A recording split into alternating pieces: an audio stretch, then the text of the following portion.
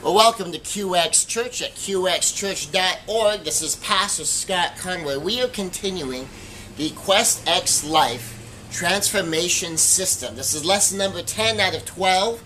So there's only 12 lessons here. We're almost done. We're in the home stretch. A little bit of a bonus lesson afterwards.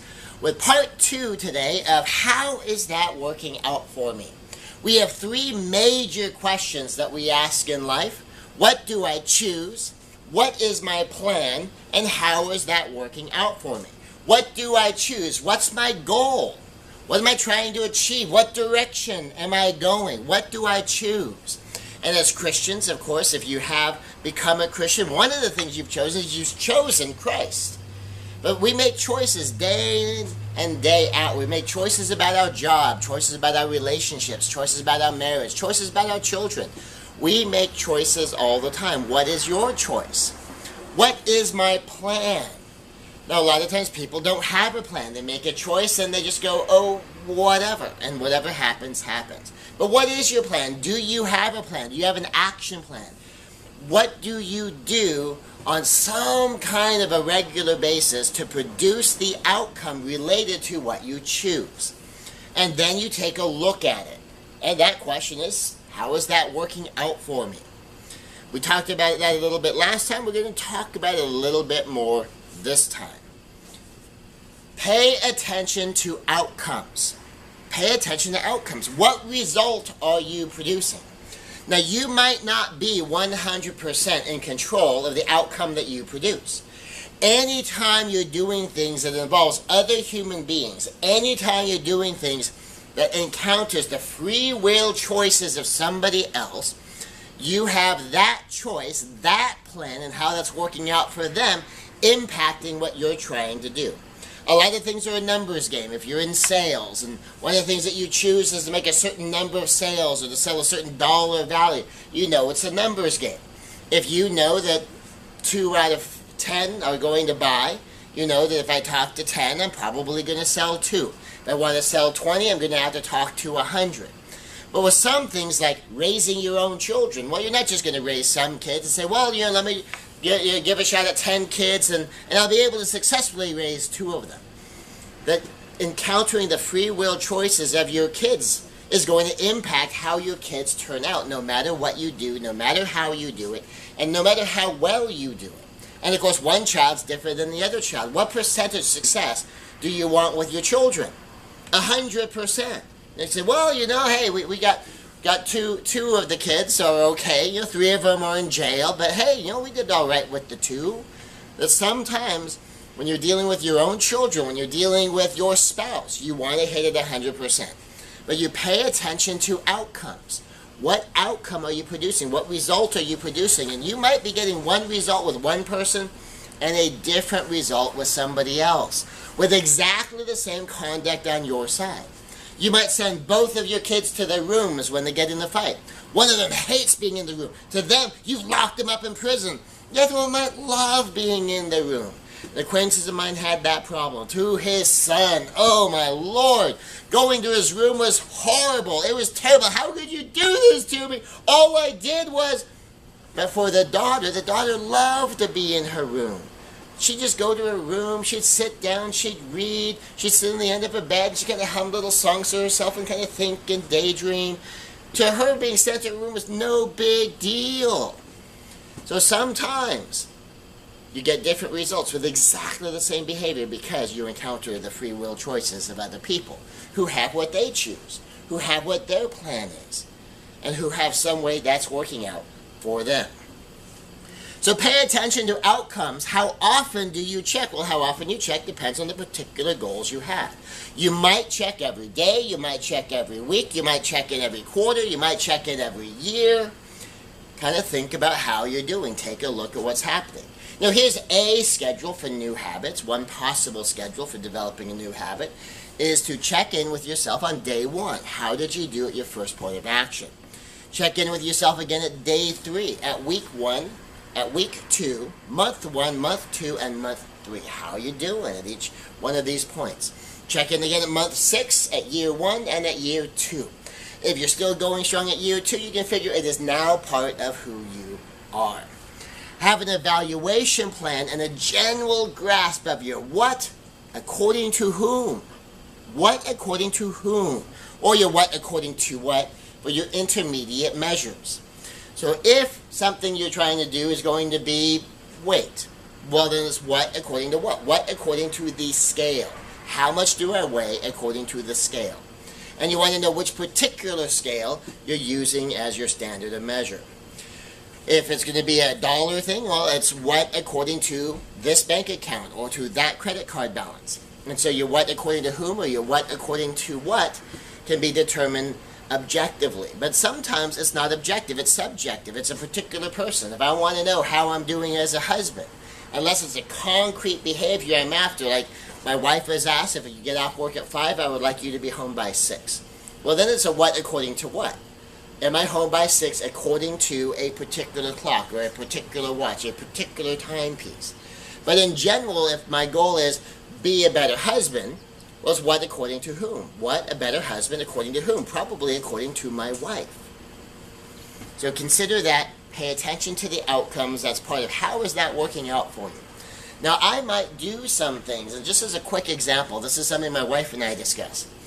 I thought it might be fun, and it is a personal fantasy of mine to be able to take my wife to Disney World for Christmas. But I've heard how awesome Disney World can be at Christmas time. How amazing the decorations are at Magic Kingdom and Hollywood Studios, Animal Kingdom. How amazing downtown Disney looks. All the things they do in Epcot for Christmas from around the world. I would like to take her there, and I was talking to her about that. Now imagine if I set this up as a surprise. It'd be an amazing trip. We'd have a great time. But if we had that kind of money, what she really would much prefer is if we took all of the boys just up for a long weekend to Disneyland. We saw Disneyland and California Adventure instead of a week with the 2 of us in Orlando. She'd much rather have a few days with the whole family up in Anaheim. And that's much closer. It's a lot easier to get to. And if part of my what according to whom is a better husband according to my wife, well, what if better husband according to my wife is family time at Disneyland, and I'm thinking that being a good husband is couple time at Disney World. I might even spend more money, invest more time, go further, work harder to do something that isn't worth as much as just going up to Disneyland for a long weekend with the kids. So the what according to whom, you need to find out how that works. So you make sure that the decisions you make, the choices you make, the plan that you're using really is going to work out for you. Imagine how frustrated and annoyed a husband might get. Thinking, well, I took you to Disney World. We saw all these amazing things. We took thousands of pictures. How could you not be happy? Well, because she was missing her kids, and she's seeing all of this and just thinking, oh, I wish we could have brought our kids. I wish we could have taken them to Disneyland for the same amount of money we could have afforded it. And so what according to whom? Find out what they want. You're trying to get an idea of how to be a better husband to your wife. Find out from your wife part of how that would be. If you want to be a better wife to your husband, find out from your husband part of what that would be. If you want to be a better friend, find out from your friend. If you want to be a better employee, find out from your employer. If you want to be a better employer, find out from your employees.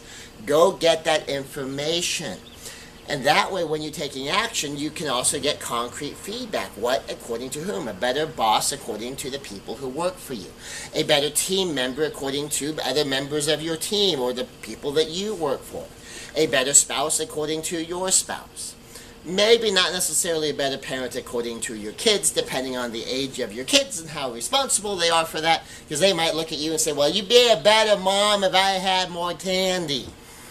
If you let me play my games more and didn't make me do homework and chores, well, you're okay. If that's the way your kids are likely to react, well, don't do what according to whom on that. But maybe a better father according to the mother, a better mother according to the father.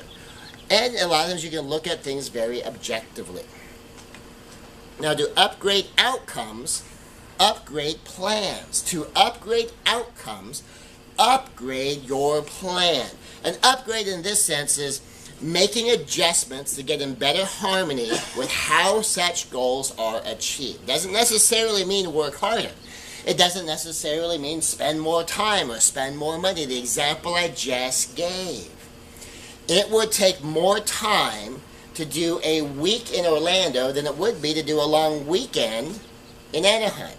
It would cost more money to do a long week in Orlando than it would to do a long weekend in Anaheim. I could be spending less time and less money and producing a better result by getting in harmony with what my wife would really want, what would be more important to her. Now imagine if I could probably afford to do both, she might be up for that. But if it's a choice between one or the other, it would be interesting, and it's a good illustration for our purposes here, that the one that takes less time and the one that takes less money and the one that will be easier to plan is the thing that has the most value. Sometimes we work so hard to do something that isn't what the other side of our deal wants. Upgrades are usually more massive action. Usually. You need to do more of it. If you're trying to develop your physique, you might need to work out harder, work out more. You might need to eat more strictly and be more careful about the food you put in your body. A lot of times it's just different action, and as just illustrated, sometimes different action that's actually easier. Different action that's actually cheaper. Different action that's actually faster. It is possible that an upgrade might actually be less activity or lighter activity. Think overtraining or self-injury. Even with the physique transformation, sometimes it's not to work harder. Sometimes it's to back off. Sometimes you get these people that they hit the gym every single day. They have no idea that they're overtraining, because even when you're overtraining at the beginning you see results. Over time you break yourself down. Or you go out running, and for a while you see development, but then your knees start to bug you and your lower back starts to bug you because there's a form issue. And the answer may not be, well, go run more, run harder. That you may need to change what you do. When you are your choke point, clear internal blocks. When you are your choke point, clear internal blocks. Now remember, someone else can be your choke point because of what they choose, because of what their plan is, and how things are working out for them. When you are your choke point, you need to clear your internal blocks. You might have a reason you keep doing approach avoidance. You might have a reason you keep wanting to quit every good thing you ever do. You might have some issues that you need to deal with. Now, I'm not going to get into how to do all of this here, but I have programs for emotional genius. 5-step letting go. Embrace, elevate, expand. Relationship issues. Above it all living. Complete forgiveness. Freedom found. Emotional IQ. Personal development issues. Your values. We have a whole program on how to develop your values hierarchy and all sorts of ways to really dig into that and use it. Even just personality issues. You might be trying to do something at odds with your personality. If you have a popular, playful kind of personality, and you're trying to do a kind of a precise, organized, melancholy personality kind of thing, you might struggle with that. And you might struggle with that your entire life. You might just need to hire someone to do that. It just might be beyond you. There are many possible internal blocks that may exist and can be overcome, and here's important, compensated for. Overcome or compensated for. That you can hire someone to do that for you. There's something else that you can do. Maybe you can't do what you wish you could do, but there's some version of something you can do that might take care of the underlying need. 2 Corinthians 9:6. But this I say, he who sows sparingly will also reap sparingly, and he who sows bountifully will also reap bountifully. The principle here is be worthy of what you want. If you want a bountiful harvest, you need to sow bountifully. If you want to harvest corn, you need to plant corn. If you want to harvest character, you need to plant for character, a plan for character. If you want to harvest money, material riches, you need to plant for money or material riches. and understand the cause and effect relationships here to be worthy of what you want. Now, it's not, will I develop good character? Because then that's a character outcome. So therefore, I deserve riches to magically flow to me because that's a financial outcome. If you want a financial outcome, so do the finances. If you want a character outcome, so do the character. Now, good character will help your finances, or more precisely, bad character will damage your finances, but you sow to what you want to reap. Be, do, have. Be, do, have. The idea of be, do, have is sometimes the problem is you just want to do things. You just want to take action. And it's hard for you. It's just not in you. And a common example here is being a mother. If a woman has a character transformation, that she is a mother, all these things a mother has to do flows from her sense of identity as a mother. However, if it's just a woman who has a kid, you do have first, and you're trying to do all the things you have to do because you have a kid, but you never make that identity shift to mother, all of the tasks it takes to be a mom will drive you crazy. It'll make you nuts. And then you have another kid? Oh, forget it. There's no way you're going to keep up. Your psyche is going to shatter. But if you have the identity of mother and you're trying to walk out 2 a.m. feedings and diaper changes and your one kid's not even out of diapers and potty trained yet and you have another kid coming or another kid here, if you are a mother, you can adapt. You can work around. Doesn't mean it's not going to still be hard. Of course it's still going to be hard. It's going to find your limits of your resilience. It very well might. But it'll still be flowing from who you are. And you may catch yourself saying things like, hey, I'm a mother, I'm a mom, I can do this, I'm a mom. And you anchor to that identity. You can anchor to identities with all sorts of things. So you're not a person who is doing something, you are something. We do this in martial arts. You become a martial artist. And when you become a martial artist, that's the B, you will do martial arts. You will do training. You will do learning. You will do character development. Because that's part of being a martial artist. And when you do that, you will have the rank of a martial artist. You will earn your black belt. You may start to earn master's ranks because of who you are. Be, do, have. Ephesians 4:22-24. To put off your old self. So be, do, have. Put off your old self. Stop being that old person. To put off your old self, which belongs to your former manner of life. So put off that old self. Get rid of that old be, so that you get rid of those old do's. Put off your old self, which belongs to your former manner of life, and is corrupt through deceitful desires, and to be renewed in the spirit of your minds, to put on the new self.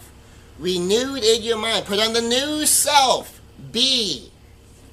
Created after the likeness of God in true righteousness and holiness. Be. Be. And when you be, you will do. And when you do, you will have. When what you do flows from who you be, then it's a lot easier. Sometimes when you say, how is that working out for you? Maybe your problem is be. You just won't let yourself be. 2 Corinthians 5:17, if any man be in Christ, he is a new creature. The old things have passed away. Those old things, the old be, the old do, they're gone. If you have any old have, it's because you're keeping it from your old be and do. Behold, all things become new. He is a new creature. Behold, all things become new. He's a new be. And when you're the new be, there'll be a lot of new do. And when there's a new be and a new do, there'll be a lot of new have. Be, do, have. Inspired, massive action. Philippians 4:13, I can do all things through Christ who strengthens me. All things. all sorts of things, all different kinds of things. Our life is made up of a lot of different kind of things.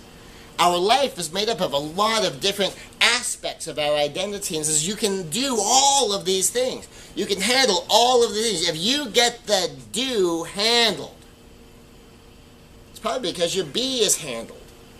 When you have the be handled, Christ strengthens you in the be, and then what are you going to do? You're going to do from what you be. And I can do all things. Why? How? Through Christ. Why? Because I'm a new creation, a new creature. The old things are gone. The new things are here. I create a new have because I engage in new do. I engage in new do. Christ strengthens me because I have a new be. Now, how much help do you need? Now, it may seem odd that I don't spend a whole lot of time talking about the importance of prayer. Because if you are a praying person, what are you probably already doing? Probably already praying. If you are not a praying person, getting in the habit of praying is probably on your to-do list. It's something you want to make a habit of doing. So to try to make your ability to choose and plan and evaluate based upon you already succeeding at something you might be struggling to choose and struggling to plan, and therefore have nothing to evaluate. We're going to talk about that more at the end. But if you are a praying person, obviously you should pray, and you probably already are praying. And we're going to talk about that more when we get to that lesson. Just know that's coming. But for practical day-to-day help, including help with remembering to pray, you may need some boosts. Now, for some people, an adequate boost is they just decide.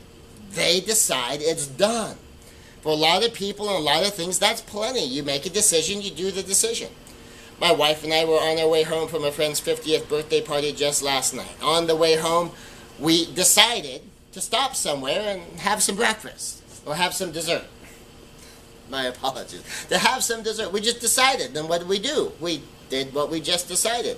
Did it require any big planning? We just did it. Some things you don't have to schedule. Some things you don't have to plan for. Some things you don't need a boost for. You just decide and you can do it. You decide what school to go to and you go do it. You decide what you're going to major in. You go major in that. You decide to go apply for a job and you just go apply for a job. Sometimes we need more than that. Sometimes we need to write it down. But if you write it down, for a lot of people, that's enough of a boost to remember. That you write it down. Make lists. A lot of people have tons of lists. Some people live by their lists. The busier you are, the more you might need it not just written down somewhere, but written down in a particular place, in your day timer, on your calendar, on your daily to-do list. You may need to post reminders, or maybe having it down on your list might not be enough for you. Maybe you need to post reminders. Maybe you need to put something up on your mirror, something by your front door, something in your car, something in your briefcase, something in your textbook. Something to remind you that you're going to run into during the course of the day to remind you. Some other possible boosts. You could attach rewards. Sometimes the best way to produce a result is if you know there's a reward for it.